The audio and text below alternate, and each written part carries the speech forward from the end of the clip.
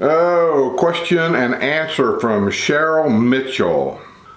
Let me just say that, first of all, I'm not an expert on everything in the villages at all. I know a lot because I've been coming down here for 20 plus years. First of all, we came down and we did like a lot of people did. We stayed for a day or two at the hotels and we was checking the place out. And after that, we started renting houses for a week in the summer or a week in the winter, you know, coming down on vacations and further checking the place out. And as time went on, you know, we seen the expansion of the villages. When we first came down, Spanish Springs was new. That's how far back it goes when I started coming down here. Matter of fact, I've always said one of my favorite restaurants at that time was Augustine's. They had a brewery there and they had their own beer, and their favorite beer that I liked, my favorite beer, was a Seabolt Select. Boy, was it good. Now they're gone and that's gone, and you know, it's just a shame. But anyway, I know a lot, I've seen a lot, and I've said it over and over and over again, and let me say it again because I can't say it enough. You need to read your deed restrictions for the area that either you're considering buying in or that you have bought in. Because I'm in District 10 and my deed restrictions will read one way. If you go up to say District 2, 3, 4, those areas up there, their restrictions will read something else. And I don't know all of the deed restrictions for every area. That's why I did the video showing you where to go to get a copy of the deed restrictions for each district. And then you can read and see if you can live with it or whatever. And then if you find that there's a certain area that suits your wants and needs better as far as the deed restriction goes, then that's where you need to look for a home. Whether it be pre-owned or new. And there's advantages to both of that. I think I've done a video on that a long time ago. Maybe it's time to do another one. The advantages of a pre-owned home or the advantages of a brand new home, and disadvantages to both. So it's something to really consider before you come down here and dropping $250,000 on a house and up. Houses here go from, depending on where you go, I'll say the low side of 130-ish to well over $1 million. Well over $1 million. $1 million and up. So, you know, it's a buyer's choice. I mean, whatever you're looking for. So anyway, she has a question, I think. It says, I've been watching your videos for a year or two, and I love watching you and the village's newcomers. The one thing I would like to know about the classes they have. I understand Sue takes a painting classes, but I have not heard if that is included with the amenity fees. Most generally, any classes of any type that are not sponsored by the villages per se is there's going to be an extra fee. You know, a lot of people think that the exercise clinics they have here is part of their amenity fees. Well, they're not. You have to understand that the developer owns almost all the buildings and he rents them out, like the country clubs. He may own the golf course, but he rents out the restaurant to, well, down here, I can't think of the name of the company now, but it's like whatever it is. Anyway, and they got Bonifay, they have Evans Prairie, they got Orange Blossom Gardens, they got Scooples down at Brownwood. They recently opened up a new one called the Bluefin Restaurant. It's all the same company, and they just rent these buildings out from the developer. So he don't really have anything to do with any of that. It's just rented out.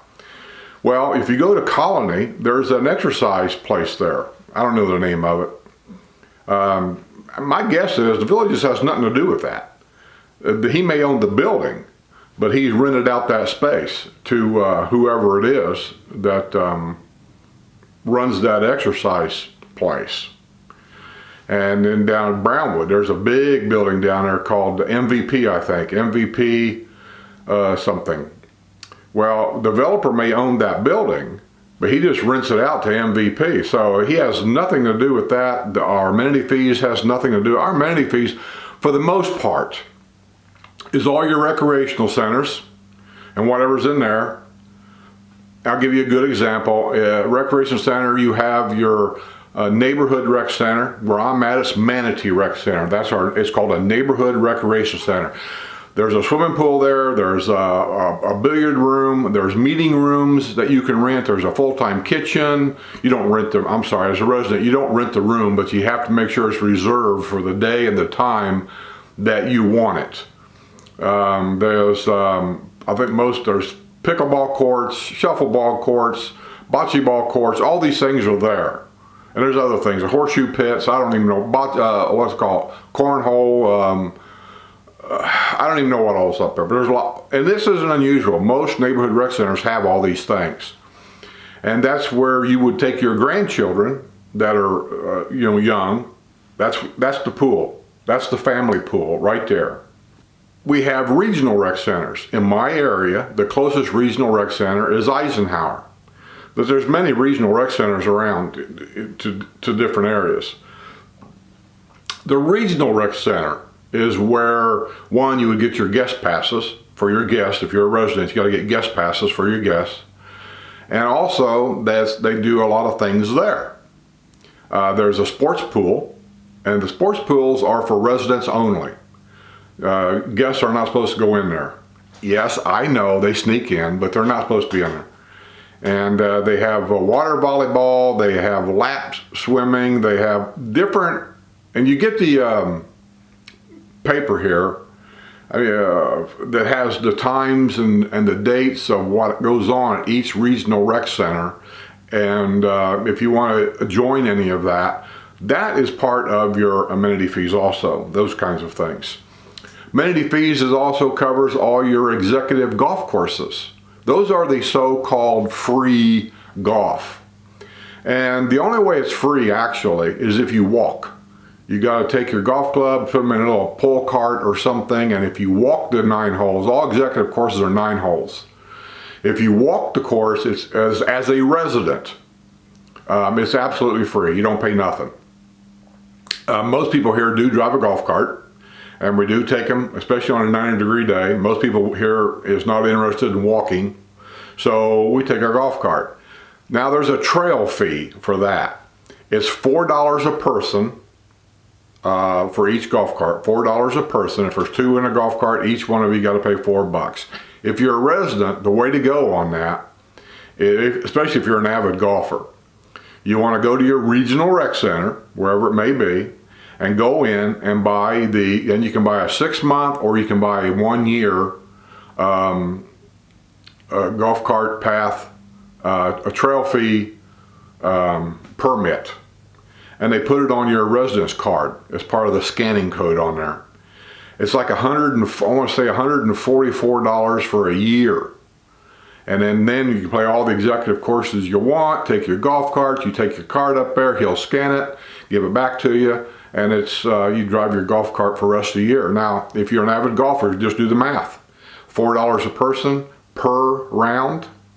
If you do 3 rounds a week, $144 is the way to go. So that's part of your amenity fees. The golf cart trails, they like to call them multimodal trails, which I've never been a fan of. I'm still not a fan of it, but I don't run things here. It's just what you got to deal with.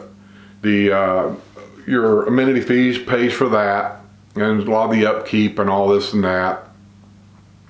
There's also a maintenance fee that's attached to each house. Different districts pay different amounts, and that basically pays for the transplanting of flowers and keeps the bushes trimmed along the roadways and just makes things look nice. But the amenity fees covers a lot, but it doesn't pay for everything, no. Now my wife does take a painting class. Most classes that you have here, there's volunteers, like ex-teachers.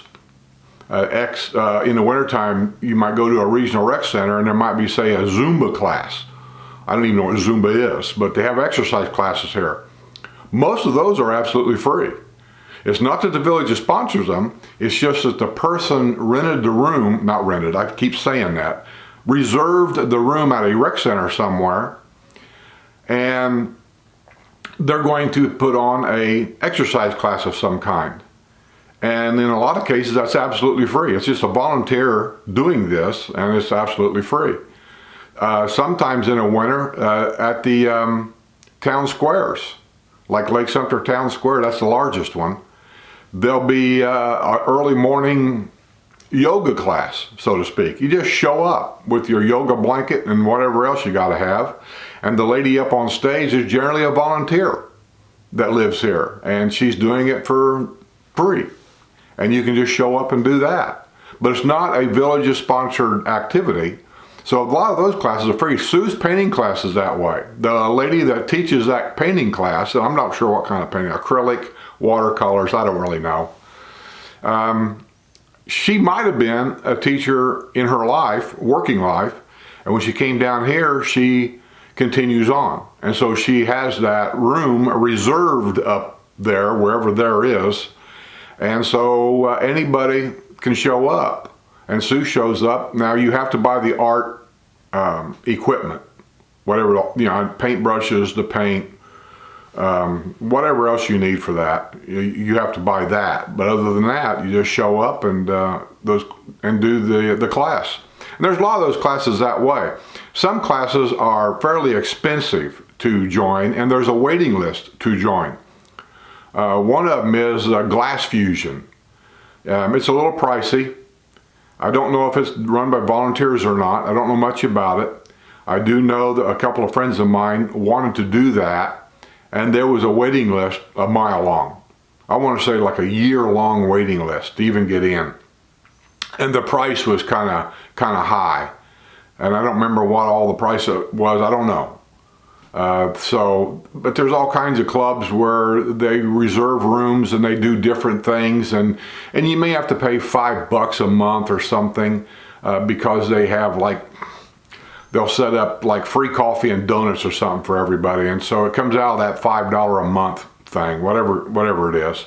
So, but most of the stuff done here is free. Your amenities do not pay for it. The only thing your amenity fee does pay for is the rec centers, so to speak, the use of the rec centers, but you have to reserve the room.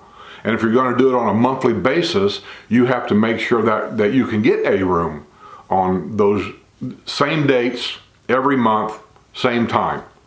So that's the difficult part. But you can do all these exercise things here, all these painting classes, all the archery classes, all that kind of stuff, for generally speaking, if it's a volunteer running those, free. It's not sponsored by the villages, it's not part of your amenity fees, but it is there for your use. Sometimes you may have to pay $1 or $2, like I said. Like if you want to go to the archery class, the amenity fees paid for it's taking care of the field that the archery targets and things are on, the mowing of it, the maintaining of it. But the guy that's teaching the archery, say the beginner's archery class, he might be a volunteer that lives here in the villages. He's not charging you anything. They do at the archery buildings have bows and arrows, I'll call them, that you can use. Your amenity fees pays for that. But if you want to really do the class and you're really into it, they use these compound bows, the more expensive bows. You would have to buy the bow. Just like if you go play golf, you have to buy your own golf clubs. But the executive golf courses are there to be played free, but I have to buy my own clubs. So it's kind of like that. So you can go to any of those classes and just have yourself a good time. And let me tell you, as a new resident, sometimes things get misunderstood, and sometimes, you don't really know what to do or how to do it. We've been there, done that. But your neighbors, your friends, people at the place where you're going to or what to do, don't hesitate to ask questions. What do I do here? I mean, what do I get for my money? Or is this free or do I got to pay? I mean, they'll tell you. Nobody's trying to hide anything. Let's see. I understand you have to pay for paint and supplies, but if you have to pay for the instructor also, most cases, no. Most cases, no. I don't know every case, like I just said. I don't know every district, I don't know, there's over 3,000 activities here, and there's no way that I can tell you about every one of those activities. But I can tell you that in most cases, you do not pay for the instructor. If you have an answer for this for, I'm sorry, but I have heard that the amenity fee doesn't pay for everything. No, it doesn't. Thanks to much for your videos. Well, I hope I helped. I'm sure I didn't answer every question, but hey, if you got any more questions, don't hesitate to send them to me. I'm more than glad to give it a shot. I'll try to get an answer for you. If I don't have an answer, I do ask other people before I do a video. You know, have you done this? Do you know anybody that's done that? Here's a question I got. Do you know what the answer is? I do try. Can I get the answers every time? Nah. Do I get them most of the time? I can give you generally a general answer to most things. So with that being said, I'm going to get out of here. Thanks for the question. I hope the answer helped. See you on the other side.